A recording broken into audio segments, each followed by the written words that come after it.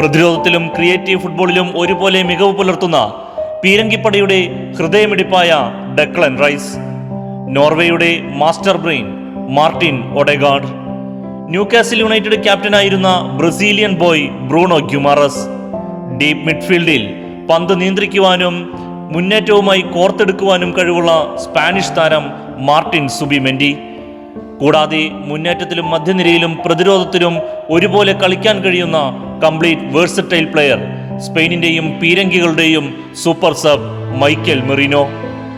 പാകപ്പെടുത്തി മുറിച്ചെടുത്ത അലുവ കഷ്ണങ്ങൾ പോലെ ആരെയും കൊതിപ്പിക്കുന്ന മധ്യനിര. ഡെക്ലൻ റൈസിന്റെ പവർ ബോക്സ് ടു ബോക്സ് കളിക്ക് കൂട്ടായി ബ്രൂണോ ഗ്യുമാറസ് കൂടിയെത്തുമ്പോൾ ലീഗിലെ ഏറ്റവും അഗ്രസീവും ക്രിയേറ്റീവുമായ ഡബിൾ പിവറ്റ് രൂപപ്പെടും. ഈ സീസണിൽ ആഴ്സണൽ ഏറ്റവും കൂടുതൽ ആശ്രയിക്കുന്നതും ഈ കൂട്ടുകെട്ടിനെ തന്നെയായിരിക്കും.